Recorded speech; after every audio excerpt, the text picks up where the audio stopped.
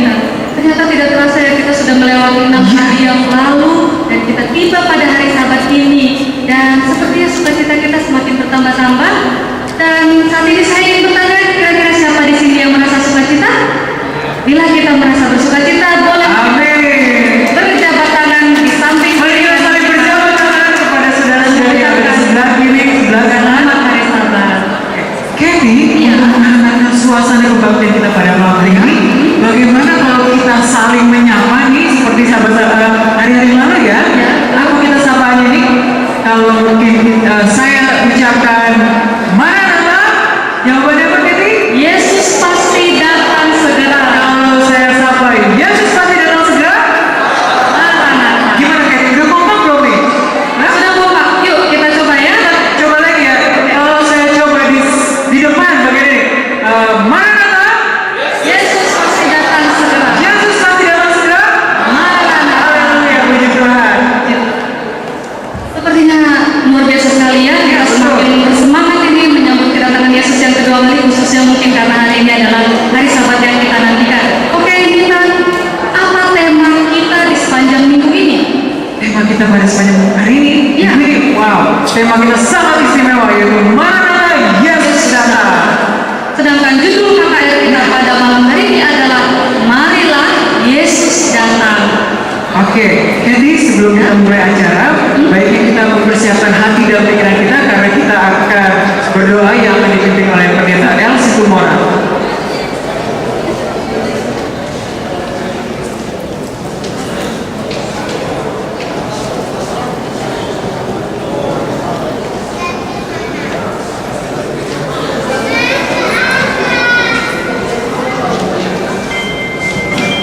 Saudara-saudara sekalian, kami undang kita berdiri bersama-sama, kita berdoa.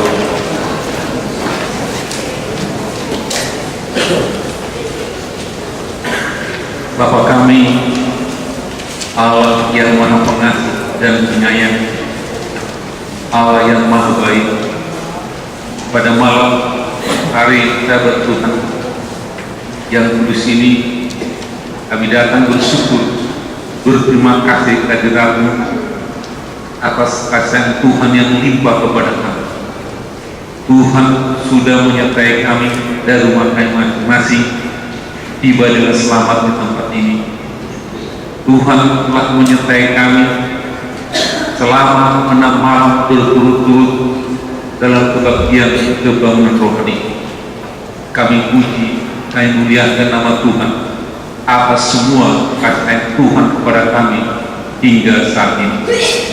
Pada saat yang sama kami merendahkan hati, kami memohonkan keampunan dosa dan kesalahan kami. Tuhan, biarlah kasih karunia Tuhan mengampuni kami, menyerut kami dengan kebenaran daripada Tuhan, membasuh kami dengan darah Tuhan yang sudah tercurah di bukit Jordan.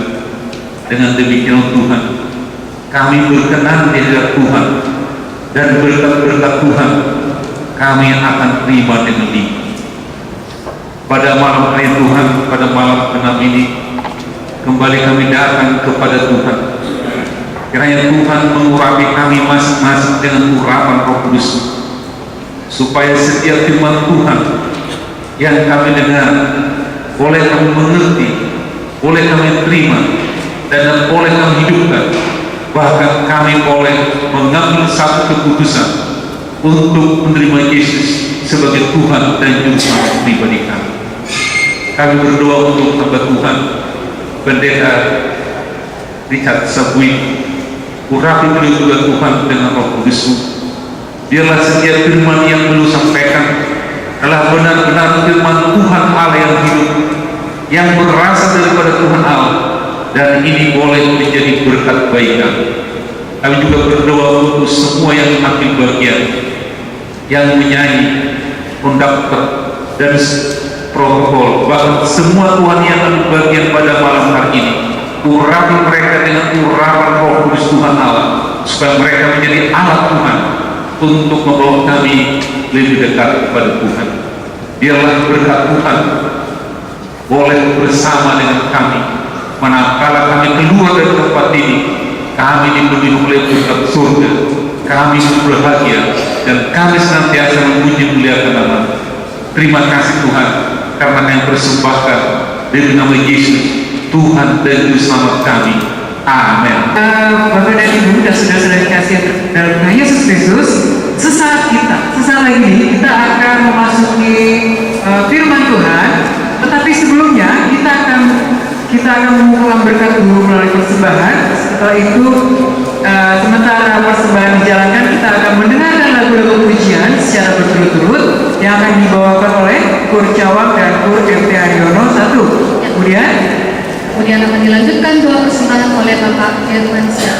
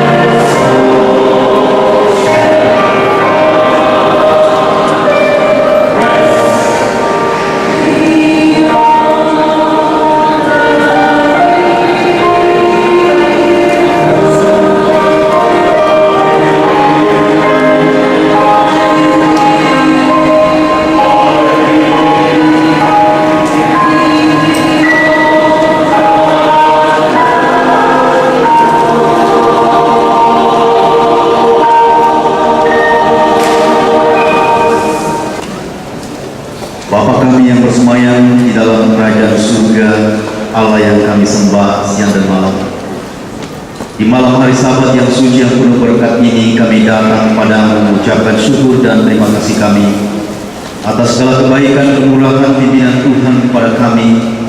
6 hari lamanya dalam hari bekerja kami ya Bapa. Pada malam hari ini Kau telah tuntun kami datang ke tempat ini untuk bertemu dengan Tuhan, mendengarkan Kau berbicara melalui hamba-Mu Pendeta Richard Sabuin. Bapa, barusan kami mendengarkan nyanyian pujian. Biarkanlah itu semua ya Bapa boleh membawa hati kami, iman kami lebih dekat kepadamu, dan boleh menguatkan kami semua. Dan juga kami sudah mengumpulkan persembahan yang akan menjadi berkat bagi pelayanan Tuhan di zaman Tuhan di Jemaat MT Haryono. Biarlah kiranya Tuhan berkati persembahan yang sudah kami kumpulkan. Biarlah Kau tolong kami beri hikmat bijaksana dari surga untuk menggunakannya, supaya boleh digunakan untuk kepujian, kemuliaan bagi nama Tuhan, dan memperluas pekerjaan Tuhan di gereja ini. Bapa di surga, kami berdoa juga pada saudara-saudari kami yang sudah memberikan persembahan maupun yang belum sempat memberikan persembahan. Kiranya berkat dari surga boleh menjadi bahagian kami semua, supaya kami boleh merasakan, melihat kasih Tuhan yang luar biasa dalam kehidupan kami setiap hari. Bapa di surga, kami mohon kepadamu ya Bapa, berkatilah acara ini dari awal hingga akhirnya. Biarlah Tuhan yang tolong dan berkati kami. Terima kasih Tuhan, terima kasih Bapa. Semua ini kami persembahkan kepadamu di dalam nama Yesus, Tuhan yang menjadi juru selamat dan penebus kami. Amin.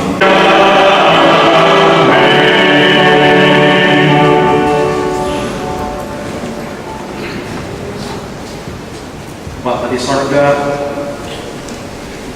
kuasailah kami oleh Roh Kudus-Mu, agar kami boleh memahami firman-Mu. Tapi jamalah juga hati kami, supaya bila mana kami telah memahaminya, maka kami boleh dengan rendah hati menerima firman-Mu, menerima kebenaran. Kuasailah juga hamba-Mu dengan kuat kuasa sorga. Terpujilah nama-Mu ya Bapa. Dalam nama Yesus kami berdoa. Amin. Karena ini hari Sabat, saya ucapkan selamat Sabat. Lebih seru bilang selamat Sabat tadi daripada Shalom, luar biasa. Mungkin karena kita sudah pelajari tentang hari Sabat 2-3 malam yang lalu. Tadi sebenarnya ada ruang tanya jawab, tapi ruang tanya jawab itu berlalu tanpa ada pertanyaan yang masuk. Begitu selesai ruang tanya jawab, waktunya lewat, terus ada pertanyaan yang masuk. Kebetulan memang besok malam sudah tidak ada lagi pertemuan. Jadi kalau pertanyaan ini dilewatkan begitu saja, ya kurang tepat juga. Jadi walaupun hanya dalam waktu 5-10 menit sebelum kita memulaikan pelajaran firman Tuhan pada malam hari ini, izinkanlah saya membacakan pertanyaan ini. Ini dari satu orang. Apakah hanya hukum Taurat dan hari Sabat yang bisa menyelamatkan? Apakah yang beribadah pada hari Minggu itu tidak diselamatkan? Mohon penjelasan. Karena terdapat dalam firman Tuhan Ibrani 10 ayat 1, Yohanes 5 1-18, Galatia 5 ayat 4, Matius 12 1-8, Galatia 5 ayat 1-14. Karena ibadah pada perjanjian baru Yohanes 12 ayat 48, Yohanes 12 ayat 44-50, Roma 2 ayat 12-14, Ibrani 10 ayat 9-10, Roma 7 ayat yang ke-6. Sumber tradisi Allah atau Yahweh, atau sumber tradisi apakah dari Allah atau bukan dari Allah? Matius 15 ayat 3, Markus 7 ayat yang ke-6-13, Kolose 2 ayat 8, Titus 1 ayat 14, Efesus 2 ayat 19-20, Efesus 3 ayat 1-6. Bagaimana kita jawab ini, saudara sekalian? Ini panjang sekali. Saya khawatir kalau kita baca ada 17 ayat, dan masing-masing ayat itu terdiri dari 3 atau 4 ayat lainnya. Jadi Jadi saya pikir tidak bisa. Kalau misalnya pertanyaan ini masuk sedikit demi sedikit tadi malam misalnya, mungkin kita bisa bahas secara tuntas. Saya hanya akan memberikan sedikit garis besar jawaban untuk pertanyaan ini. Dan tulisannya ini sepertinya tulisan dari seorang bapak, walaupun tidak ada namanya. Nah, bukan tulisan ibu-ibu. Jadi bapak nanti boleh bertemu dengan saya setelah acara ini selesai, supaya kita boleh menjawab pertanyaan ini. Apakah hanya hukum Taurat dan hari Sabat yang bisa menyelamatkan?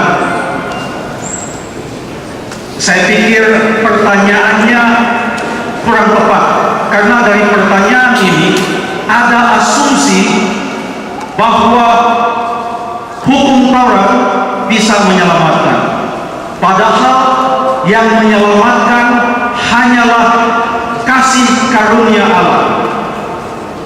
Orang-orang Yahudi sekarang semua menuruti hukum Allah, menuruti hukum Taurat, bahkan lebih dari yang 10 itu. Ada mereka tambah begitu banyak. Tetapi mereka tidak percaya kepada Yesus Kristus. Mereka tidak menerima kasih karunia Allah itu. Sampai sekarang mereka masih menantikan kedatangan Mesias yang pertama kali. Karena Yesus yang dulu datang, mereka tolak. Saudara sekalian, hukum Taurat tidak menyelamatkan. Apakah saya mengecewakan banyak orang dengan statement ini? Ini sebenarnya bukan statement saya, tetapi firman Tuhan memang menjelaskan. Efesus 2 ayat yang ke-8 dan 9 sampai ke-10, kita diselamatkan bukan oleh karena perbuatan, tetapi kita diselamatkan oleh kasih karunia, oleh iman, kasih karunia Allah. Oke? Jadi jawabnya, apakah hukum Taurat dan hari Sabat bisa menyelamatkan? Jawabnya adalah tidak. Hukum Taurat tidak bisa menyelamatkan. Hari Sabat tidak bisa menyelamatkan. Saya tambah supaya sekalian, karena ada juga di sini. Hari Minggu juga tidak bisa menyelamatkan. Mau hari apapun juga tidak bisa menyelamatkan. Yang bisa menyelamatkan hanyalah Yesus Kristus. Dengan menerima kematian Yesus di atas kayu salib, maka kita diselamatkan. Lalu ada ayat-ayat yang disebutkan di sini menyinggung tentang hukum Taurat yang adalah bayang-bayang hukum Taurat yang sudah tidak mengikat kita lagi, hukum Taurat yang sudah tidak memperbudak kita lagi. Bahkan dalam Galatia pasal yang ke-5, hukum kita sudah dimerdekakan dari hukum Taurat. Kita sekarang menikmati kemerdekaan Kristen. Sekarang apa artinya merdeka? Merdeka bukan berarti kita sudah boleh melanggar hukum Taurat. Itu bukan arti dari kemerdekaan. Artinya kalau kita katakan, ya sekarang kita merdeka, karena kita sudah merdeka, maka kita boleh tidak menghormati orang tua. Karena kita sudah merdeka, kita boleh menyebut nama Tuhan Allah dengan sia-sia dan lain sebagainya. Saya baca satu ayat Galatia pasal yang ke-5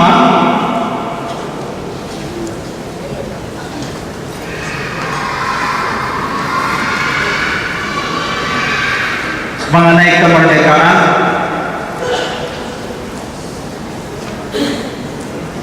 Ayat yang ke-13. Ini ayat ada di dalam pertanyaan ini.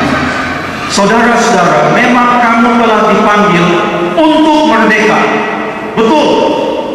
Tetapi janganlah kamu mempergunakan kemerdekaan itu sebagai kesempatan untuk kehidupan dalam dosa, melainkan layanilah seorang akan yang lain oleh kasih. Memang kamu sudah dipanggil untuk merdeka, tetapi bukan merdeka untuk hidup di dalam dosa. Dan apa itu dosa? Dosa sejak dari Taman Eden artinya kalau kita tidak mengikuti perintah Allah. Alkitab juga berkata 1 Yohanes pasal yang ke-3 14, dosa adalah pelanggaran akan hukum Allah. Artinya memang kita sudah dimerdekakan dalam Kristus, tetapi kemerdekaan itu bukan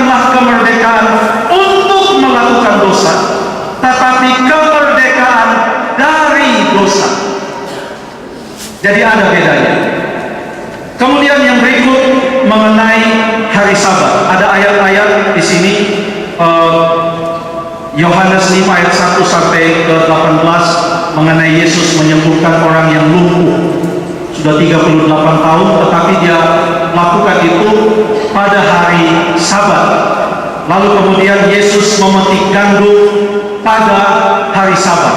Nah, saudara sekalian, semua konflik antara Yesus dengan orang Farisi, orang Yahudi tentang hari Sabat, semua konflik mereka bukanlah tentang hari apa yang akan disucikan, tetapi konflik mereka adalah apa yang boleh dan tidak boleh dilakukan pada hari Sabat.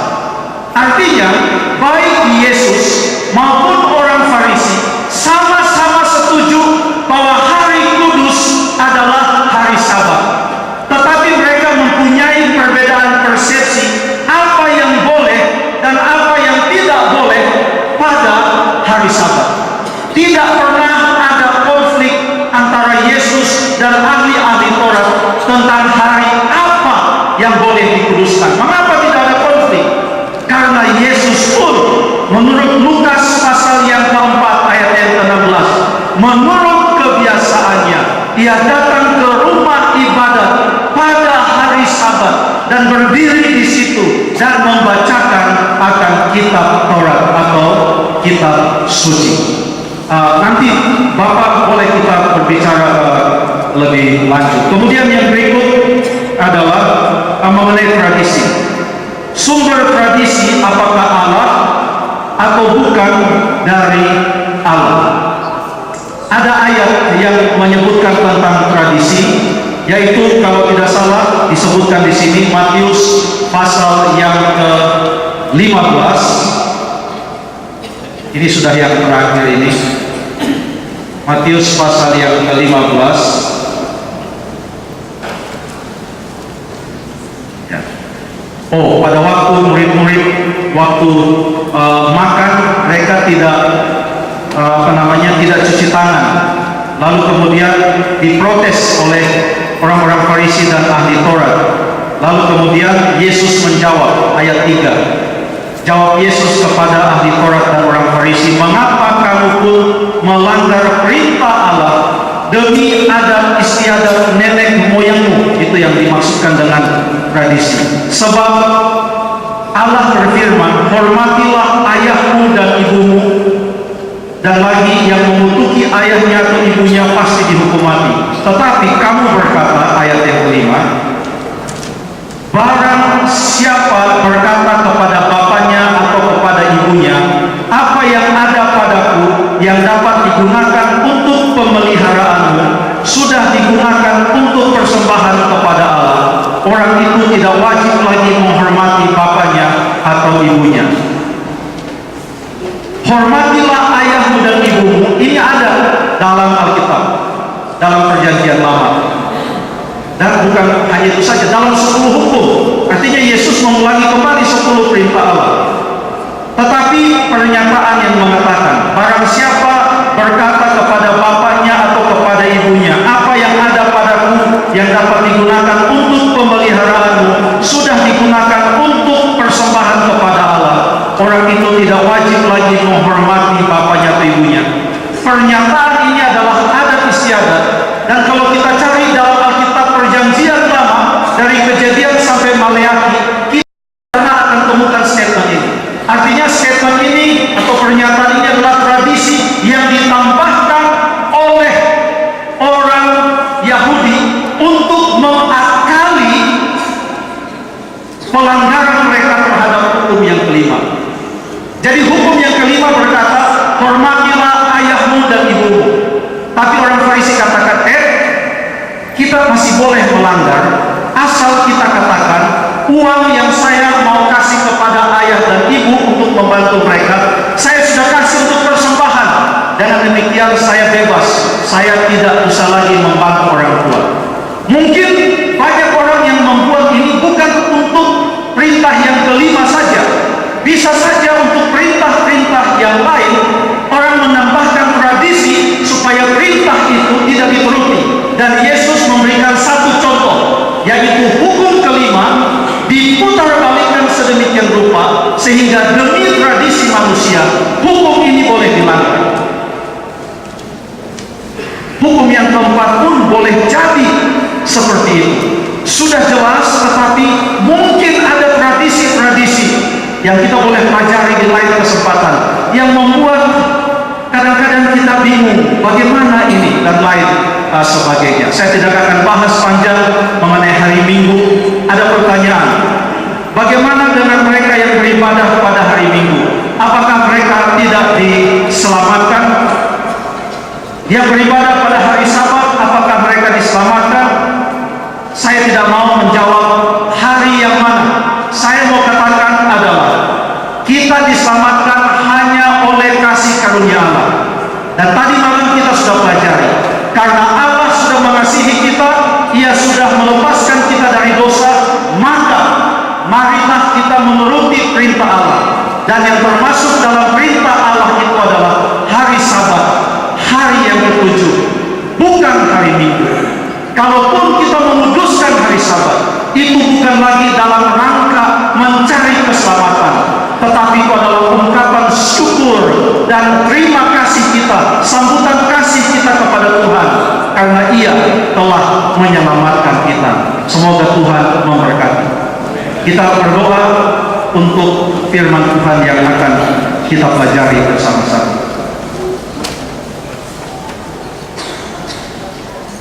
Bapa di sorga, sekali lagi kami mohon, biarlah pada malam hari ini kami boleh melihat Roh Kudus berkuasa dan ada mujizat hati yang berubah yang menerima panggilan Tuhan. Berapilah sekali lagi hamba-Mu ya Bapa dengan kuasa. Terpujilah nama-Mu, dalam nama Yesus kami berdoa. Amin.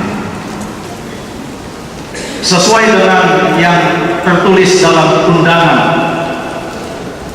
judul pelajaran kita pada malam hari ini adalah Marilah Yesus datang. Besok malam kita tidak ada kebaktian, tapi besok pagi saya mengundang saudara-saudara datang lagi ke tempat ini.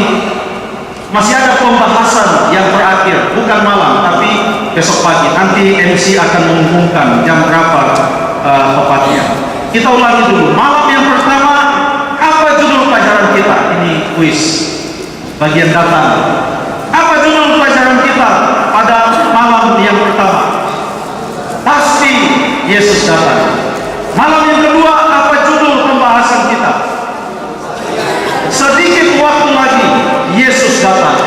Malam yang ketiga, apa judul pembahasan kita? Siapkan pakaian, Yesus datang. Malam yang keempat, apa judul pembahasan kita? Sembahlah Allah, Yesus datang. Tadi malam, apa judul pembahasan kita? Tadi malam,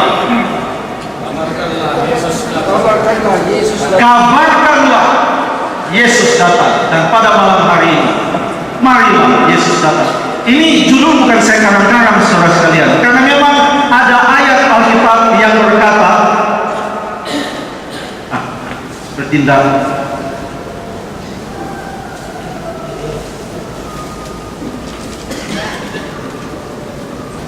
Mengapa ini bukanlah judul-judulan? Karena ada ayat yang berkata dalam Wahyu pasal yang ke-22 ayat yang ke-17. Mari kita buka Alkitab kita dalam Wahyu pasal yang ke-22 ayat yang ke-17. Roh dan pengantin perempuan itu berkata, marilah. Dan barang siapa yang mendengarnya, hendaklah ia berkata, marilah. Dan barang siapa yang haus, hendaklah ia datang. Dan barang siapa yang mau, hendaklah ia mengambil air kehidupan dengan cuma-cuma. Marilah. Barang siapa yang mendengarkan juga berkata, marilah. Siapa yang memberikan undangan di dalam ayat ini? Siapa yang memberikan undangan? Dikatakan sini roh dan siapa? Oh, roh dan siapa? Roh dan pengantin perempuan. Coba saya lagi sini supaya saudara bisa lihat. Ayatnya ada di sana. Apa sudah bisa diatasi?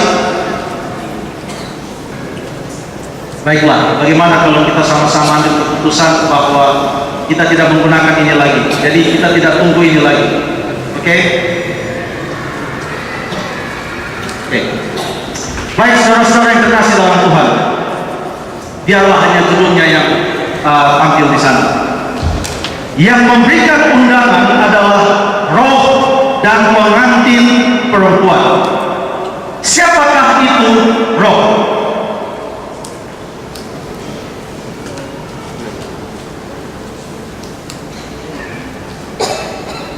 Siapa itu roh? Wahyu pasal yang ini sudah kelewatan, sebentar ya. Oke, ini ayatnya. Roh dan pengantin perempuan itu berkata, marilah. Dan barang siapa yang mendengarnya, hendaklah ia berkata, marilah. Dan barang siapa yang haus, hendaklah ia datang. Dan barang siapa yang mau, hendaklah ia mengambil air kehidupan dengan cuma-cuma. Ada undangan pada pasal yang terakhir Alkitab. Ada undangan, marilah. Dan undangan ini adalah undangan beruntun. Kalau saudara perhatikan baik-baik ayat itu, roh dan pengantin perempuan berkata, marilah. Dan siapa yang mendengarkan roh dan pengantin perempuan itu berkata, marilah, mereka juga harus berkata kepada orang lain, marilah. Ini adalah undangan berantai. Siapakah yang dimaksudkan dengan roh? Kalau kita lihat dalam pekabaran kepada ketujuh jemaat, pada setiap bahagian akhir pekabaran kepada ketujuh jemaat yang ada di dalam kitab Wahyu, ayat berkata, siapa bertelinga, hendaklah ia mendengarkan apa yang dikatakan roh kepada jemaat-jemaat. Ayat ini diulangi 7 kali di dalam Alkitab, baik kepada jemaat Efesus, jemaat Smyrna, Pergamus, jemaat Tiatira, Sardis, jemaat Philadelphia, dan kemudian jemaat Laodikia. Pada penghujung pekabaran kepada jemaat-jemaat ini selalu ada pernyataan, siapa yang bertelinga hendaklah ia mendengarkan apa yang dikatakan roh kepada jemaat-jemaat. Karena ada 7 kali perkataan roh kepada jemaat-jemaat, sampai-sampai di dalam Wahyu pasal yang keempat, ayat yang kelima, firman Tuhan berkata, dari tahta itu keluar kilat dan bunyi guluh yang menderu. Waktu Yohanes lihat, pada waktu langit terbuka, dia melihat tahta Allah, dan dia lihat di sana ada 7 obor yang menyala-nyala di hadapan tahta Allah. Dan 7 obor yang menyala di hadapan tahta Allah itu menurut Alkitab adalah apa? 7 roh Allah. Bukan karena roh Allah ada 7, tetapi karena dalam pasal sebelumnya sudah diulang-ulangi 7 kali apa yang dikatakan oleh roh kepada jemaat, oleh roh kepada jemaat. 7 kali, 7 angka yang sempurna yang mengatakan bahwa roh Allah bekerja dengan sepenuhnya, mulai dari zaman dahulu sepanjang zaman hingga nanti sampai kepada kedatangan Tuhan Yesus yang kedua kali. Itulah sebabnya pada malam hari ini firman Tuhan berkata, menjelang kedatangan Tuhan Yesus yang kedua kali, roh itu memanggil, marilah. Dan barang siapa yang mendengarkan, hendaklah juga berkata, marilah. Saudara sekalian, ada kaitan antara obor dan firman Allah. Di mana ayat dalam kitab Mazmur yang mengkaitkan obor atau pelita dengan firman Allah? Mazmur pasal yang ke-119 ayat yang ke-105, firman-Mu itu apa katanya? Pelita bagi kakiku dan terang bagi jalanku. Nah, 2 Petrus 1 ayat 20 dan 21 berkata bahwa kitab suci tidak boleh ditafsirkan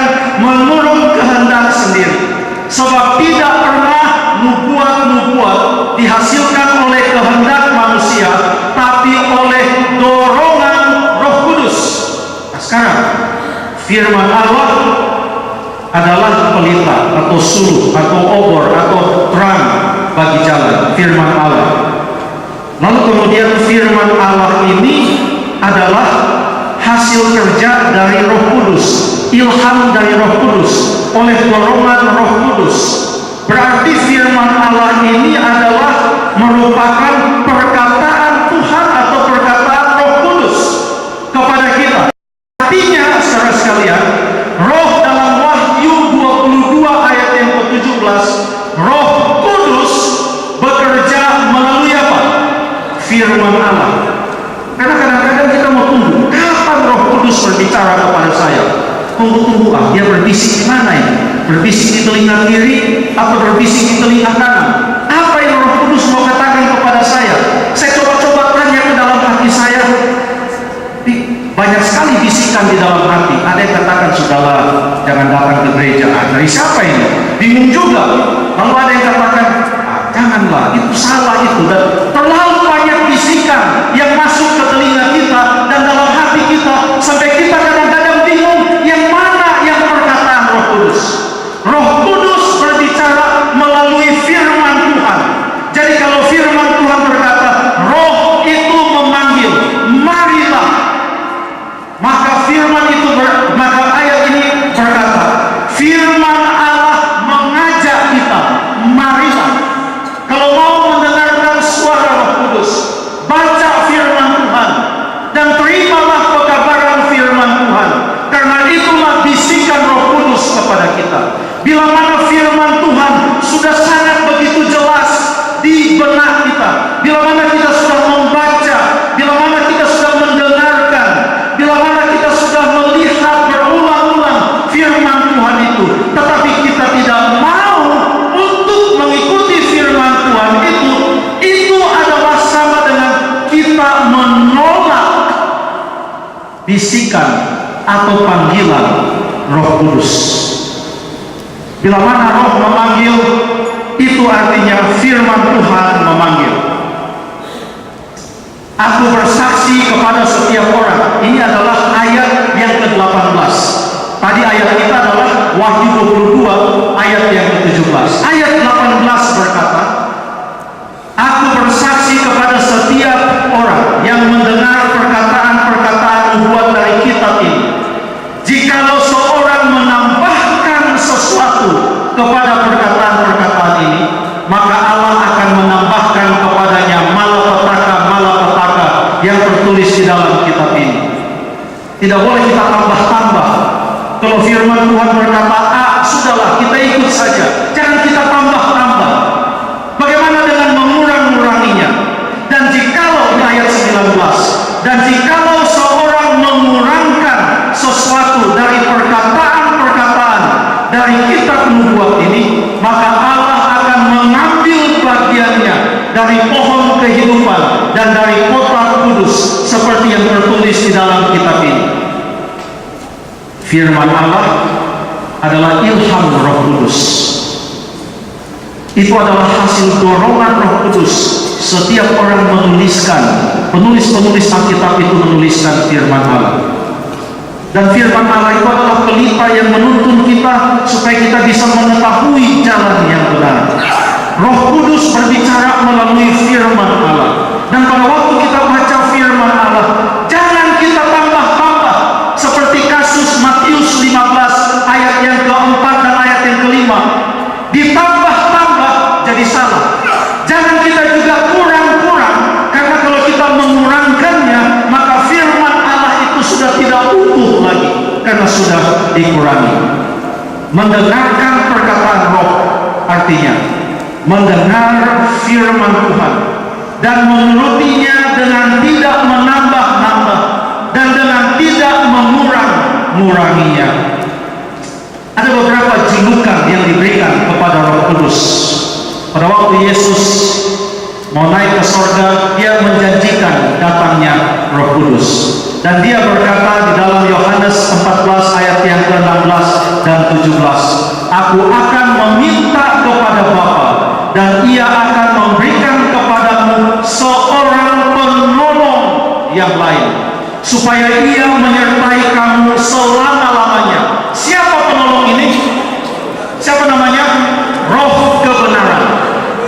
julukan untuk Roh Kudus.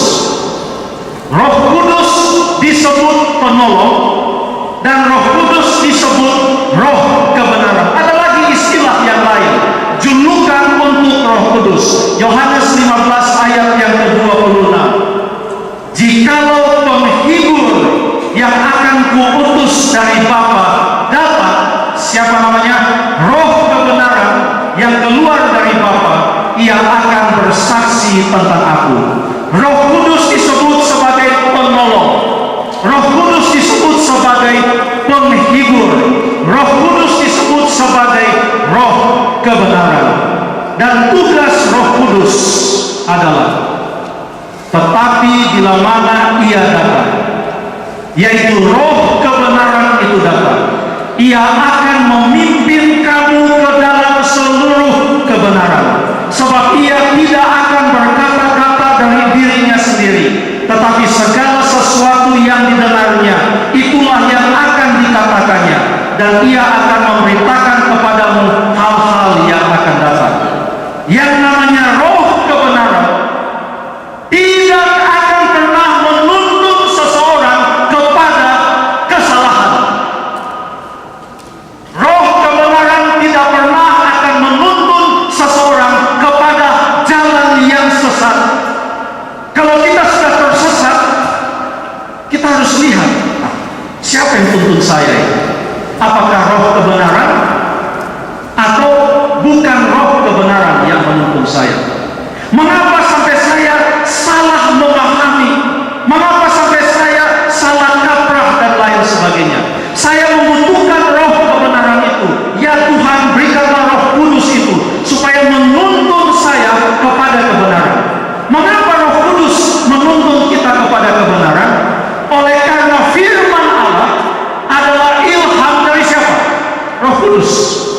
Oleh karena penulis-penulis Alkitab mendapatkan dorongan dari Roh Kudus, terang dari Roh Kudus untuk menuliskan firman Allah, dan orang yang membaca firman Allah itu membutuhkan Roh Kudus yang sama supaya pada waktu dia membaca firman Allah itu ia boleh dituntun kepada kebenaran. Saudara-saudara yang dikasihi dalam Tuhan, Roh berkata, marilah. Roh Kudus disebut juga sebagai Roh penolong, Roh penghibur. Demikian juga dia disebut sebagai Roh kebenaran. Akan tetapi saudara sekalian, ayat kita yang pertama kita baca, Wahyu 22 ayat yang ke-17 berkata, Roh dan pengantin perempuan itu berkata, marilah. Ternyata undangan marilah, terimalah air kehidupan. Undangan itu bukan saja disampaikan oleh Roh Kudus. Itu ada ayatnya. Ternyata ada di punya lampu-lampu merah ini. Ternyata panggilan untuk menerima air kehidupan itu datang dari Roh Kudus dan rekan kerja Roh Kudus. Dan rekan kerja Roh Kudus adalah siapa? Pengantin perempuan. Siapa ini pengantin perempuan? Siapa ini pengantin perempuan? Wahyu 19 ayat yang ke-7 berkata, marilah kita bersukacita dan bersorak-sorai dan memuliakan Dia, karena hari perkawinan anak domba telah tiba, dan pengantinnya, pengantin dari anak domba itu, ini simbol, pada anak domba itu kawin seperti bagaimana? Pengantin dari anak domba itu sudah siap sedia. Ini adalah menggambarkan apa yang akan terjadi pada kedatangan Tuhan Yesus yang kedua kali. Pada waktu Yesus datang pada kali yang kedua, Ia mau menemukan pengantinnya sudah siap sedia. Itulah sebabnya Yesus sendiri berkata, sebelum Ia naik ke surga, Matius pasal yang ke-24 ayat 42, 43, 44, Ia katakan, berjaga-jagalah dan bersedialah, karena kamu tidak tahu saat mana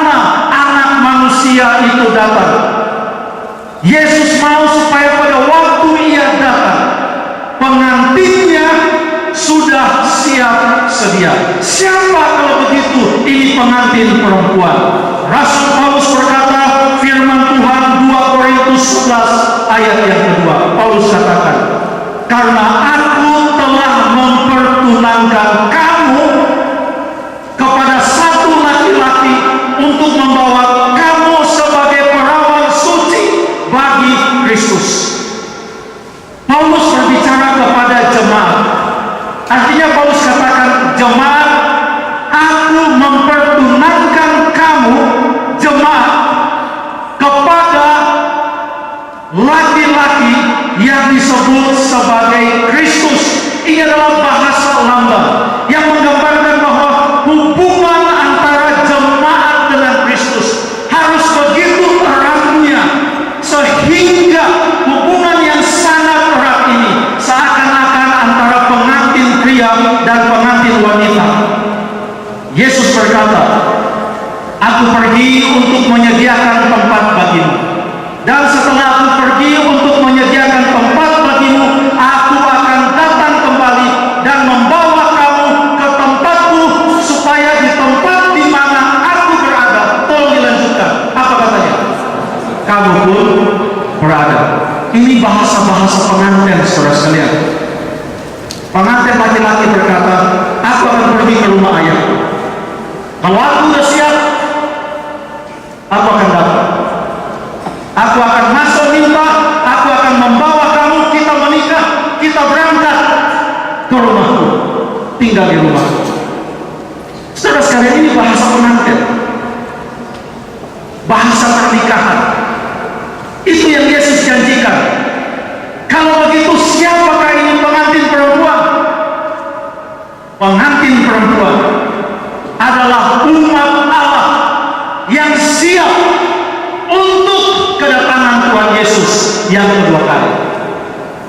Kalau pengantin perempuan adalah umat Allah yang siap untuk kedatangan Tuhan Yesus yang kedua kali, maka roh dan pengantin perempuan itu adalah yang memberikan panggilan adalah Roh Kudus, yaitu roh kebenaran, dan umat Allah yang mengikuti kebenaran itu. Ya, tidak mungkin Roh Kudus, roh kebenaran, memanggil mari, lalu ada satu umat yang tidak mengikuti kebenaran juga sama-sama memanggil mari. Orang bingung mau ikut Roh Kudus atau mau mengikuti umat yang lain yang tidak mengikuti kebenaran. Tuhan berkata, Roh Kudus dan umat Allah adalah rekan sekerja untuk memanggil banyak orang, mempersiapkan diri, menantikan kedatangan Tuhan Yesus yang kedua kali. Dan kebenaran itu adalah Yesus Kristus. Ajarannya terdapat dalam Alkitab, dan umat Allah bertugas untuk mengabarkannya. Pekabaran Roh Kudus dan jemaat adalah, barang siapa yang haus, hendaklah ia datang, dan barang siapa yang mau, hendaklah ia mengambil air kehidupan dengan cuma-cuma. Marilah, katanya, marilah. Tentu merdu sekali panggilan ini bagi kita semuanya. Ada 3 pesan terakhir yang diberikan kepada Yohanes yang kekasih, yang menerima penglihatan kitab Wahyu di Pulau Patmos. Jangan sampai lupa, ada 3, dan ketiga pesan terakhir ini harus diingat, bila perlu kita catat. Dan ketiga pesan terakhir ini kesemuanya terdapat di dalam pasal yang terakhir, kitab yang terakhir dari Alkitab. 3 pesan yang terakhir. Yang pertama adalah Yesus berkata, aku datang segera. Wahyu 22 ayat yang ke-7. Pesan yang pertama. Pesan yang kedua, yang Yesus mau kita tidak melupakan, yang ditulis juga dalam kitab yang sama, pasal yang sama, hanya berbeda beberapa pesan yang kedua adalah Aku datang segera. Wahyu 22 ayat yang ke-12. Pesan yang ketiga yang terdapat dalam Wahyu pasal yang ke-22 ayat yang ke-20. Yesus berkata, Aku datang segera. 3 pesan yang terakhir. Aku datang segera. Aku datang segera. Aku datang segera. Dan di antara ketiga pesan Yesus bahwa Ia datang segera, pada ayat yang ke-17 itulah kita menemukan panggilan yang diberikan oleh Roh Kudus, panggilan yang diberikan oleh Roh kebenaran, bekerja bersama-sama dengan umat Allah yang mengabarkan pekabaran yang kita pelajari tadi malam. Sembahlah Allah, takutlah akan Dia, muliakanlah Dia, bekerja bersama-sama. Karena Yesus datang segera, mereka memanggil, marilah, marilah. Ada kesan, jangan sampai terlambat. Karena Yesus datang segera. Yesus datang segera. Yesus datang segera. Marilah. Saking pentingnya pekabaran kebenaran itu, ayat kita mengatakan mereka yang mendengarkannya hendaklah juga berkata, marilah, marilah. Dan mereka yang mendengarkan juga mengajak yang lain, marilah. Dan mereka yang sudah mendengarkan juga berkata, marilah. Karena Yesus datang segera. Yesus datang segera. Yesus datang segera.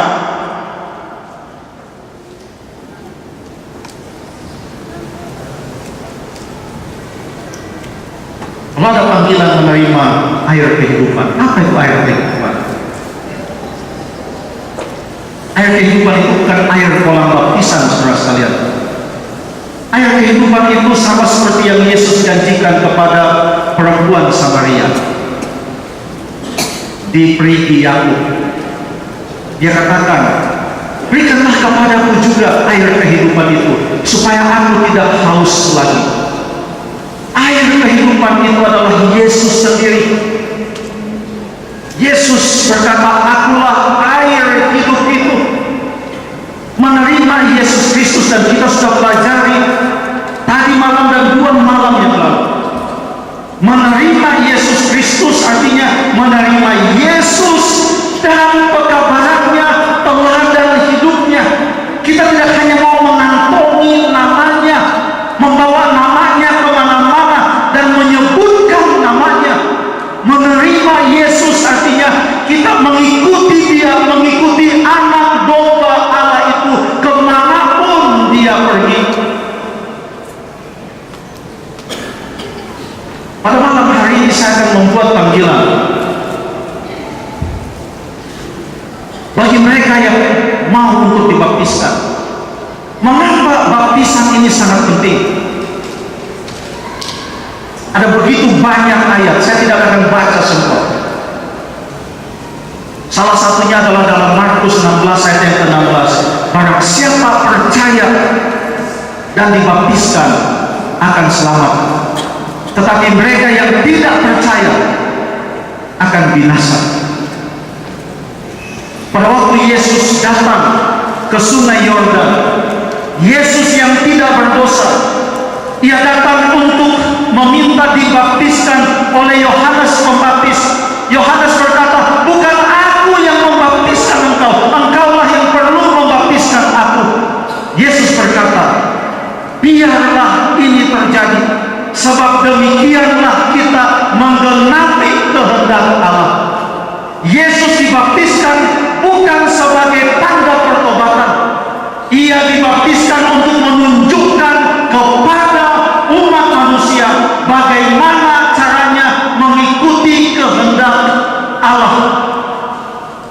Petrus berkata di dalam Kisah pasal yang kedua ayat yang ke-38, bertobatlah dan berilah dirimu dibaptiskan dalam nama Yesus, maka engkau akan menerima karunia Roh Kudus,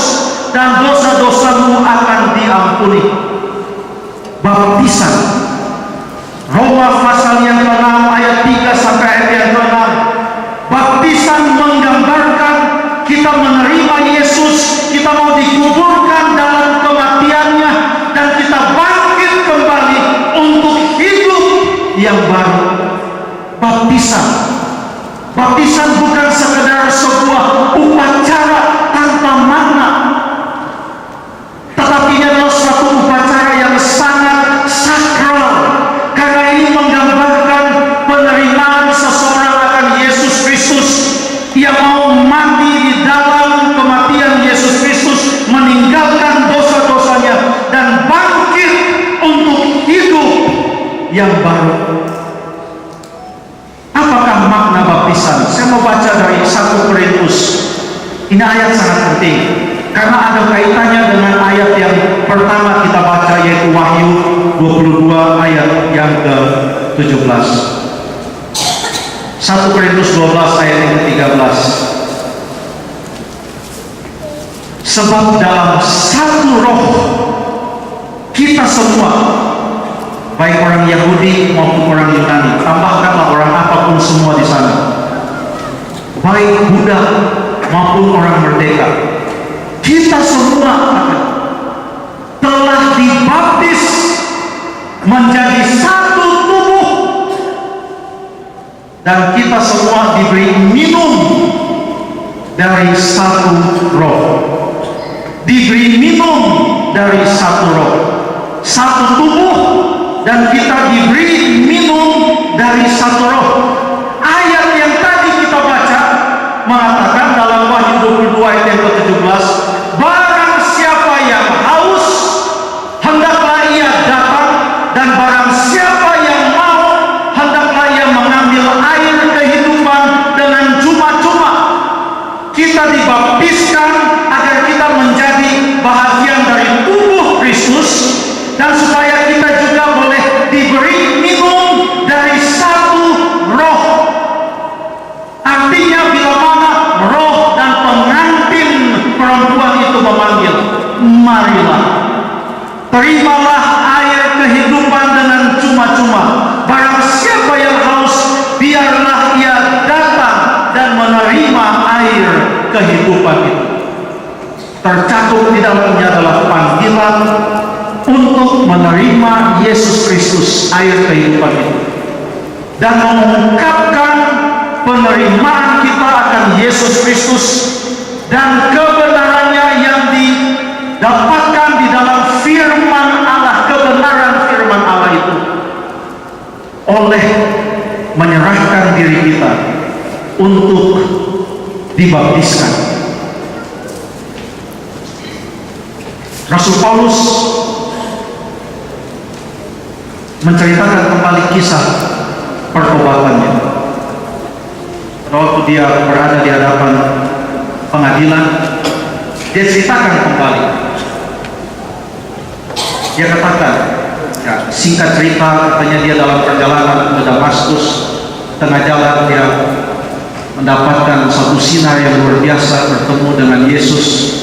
Lalu Yesus bertanya, mengapa engkau menganiaya aku? Lalu kemudian matanya buta, dia dituntun masuk ke dalam kota Damaskus. Di sana dia pergi ke suatu jalan yang namanya Jalan Lurus, dan dia bertemu dengan seorang yang namanya Ananias. Setelah ia disembuhkan oleh Ananias, dia ceritakan kembali.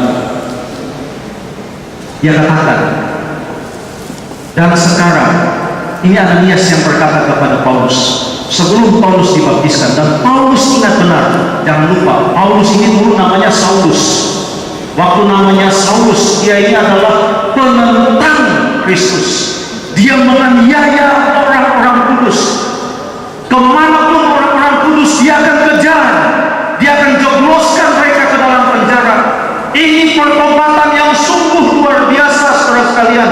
Ia dipanggil oleh Tuhan dan hatinya dijamah oleh kuasa Tuhan. Roh Kudus memanggil dia dan ia dijamah oleh kuasa Roh Kudus. Lalu dia ingat apa yang Ananias bilang. Ananias katakan kepada Paulus, dan sekarang mengapa engkau masih ragu-ragu? Bangunlah, berilah dirimu dibaptis dan dosa-dosamu disucikan, sambil berseru kepada nama Tuhan. Dan sekarang, mengapa engkau masih ragu-ragu?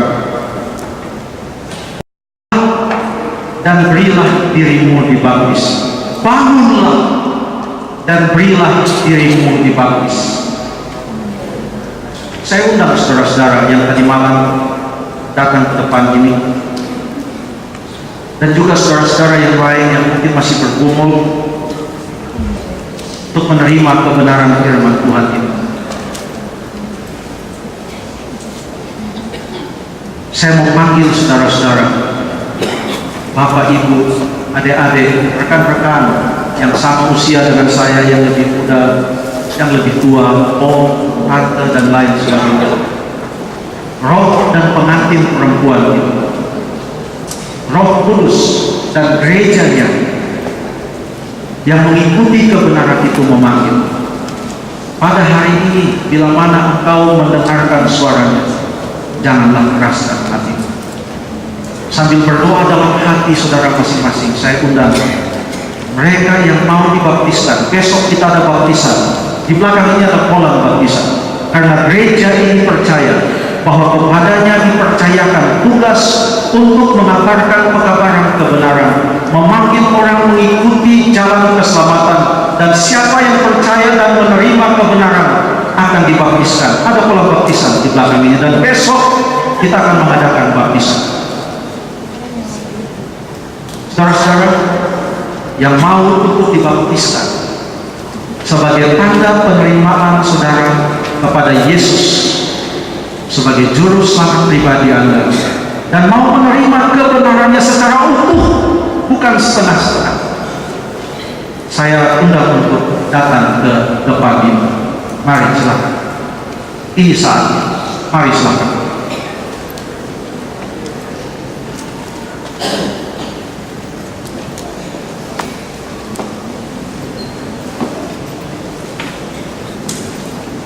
Mari saudara sekalian, inilah saatnya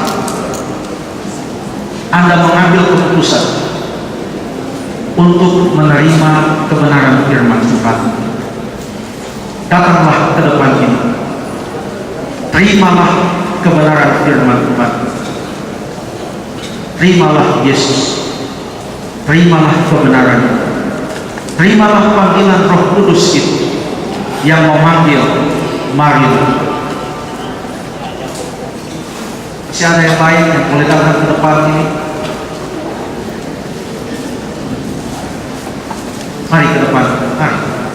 Jangan kita dalam gereja, kita percaya kepada Yesus.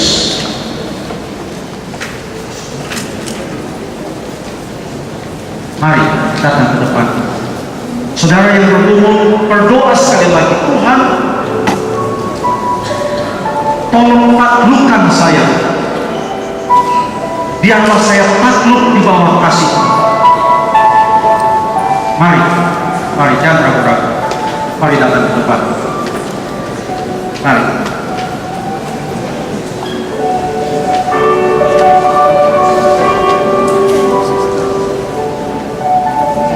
Kita akan mendengarkan sebuah lagu pujian. Saya senang dengan lagu ini. Sudah pernah dinyanyikan oleh Pak Yanus dan Ibu Meske, bahwa Tuhan berjanji Dia akan mengangkat beban kita. Bila mana saudara menerima Yesus, Yesus akan memberikan berkat kelegaan. Karena Yesus berkata, marilah kepadaku semua yang letih lesu dan berbeban berat, aku akan memberikan kelegaan bagimu.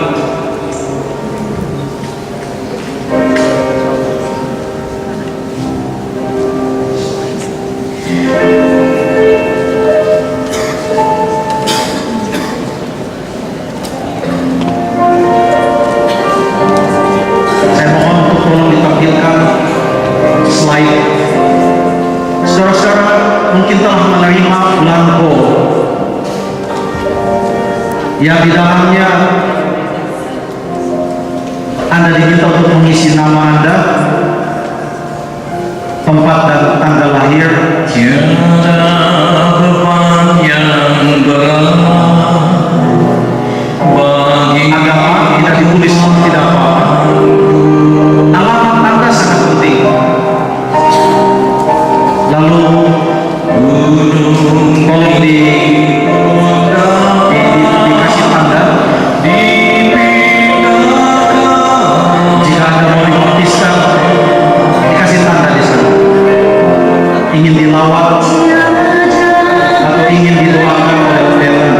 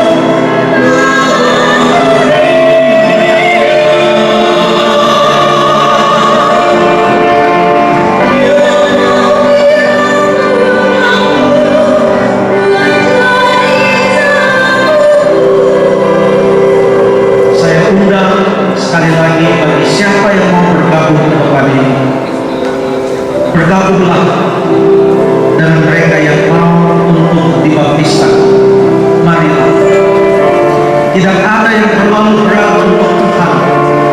Dia sanggup menolong Anda tantangan apapun yang Anda hadapi. Mari.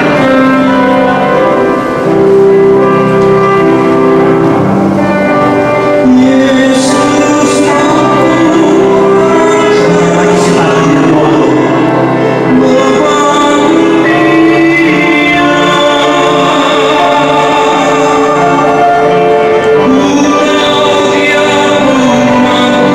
Saya undang ketua-ketua jemaat, pendeta-pendeta yang ada di sini boleh datang ke depan. Mari kita dengan bersuka cita menyambut jiwa-jiwa ini. Mari kita berdoa bersama-sama. Mari ketua-ketua jemaat, pendeta-pendeta, mari ke depan ini.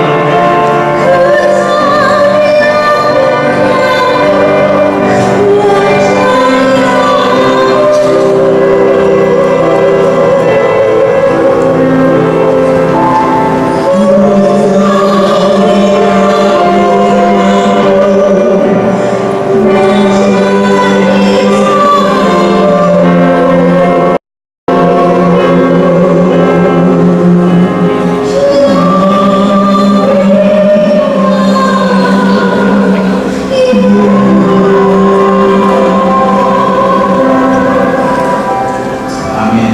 Mari kita berdoa. Bapa,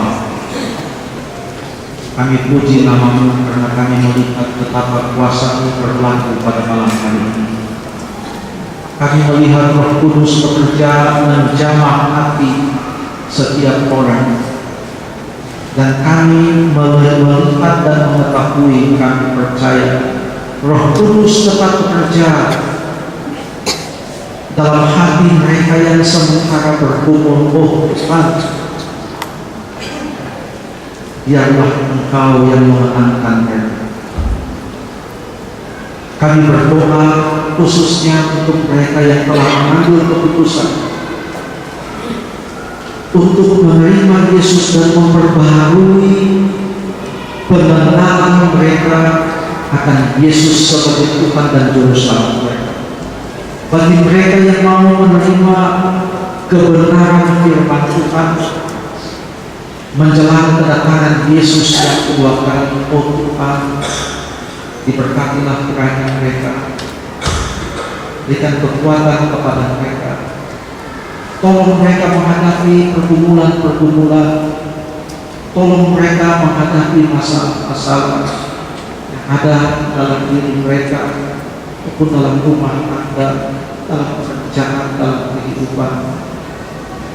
Tuhan, biarlah hidup mereka mulai sekarang ini hingga Yesus datang pada kali yang kedua adalah hidup yang baru dan hidup yang setia. Bapa, terima kasih. Terima kasih.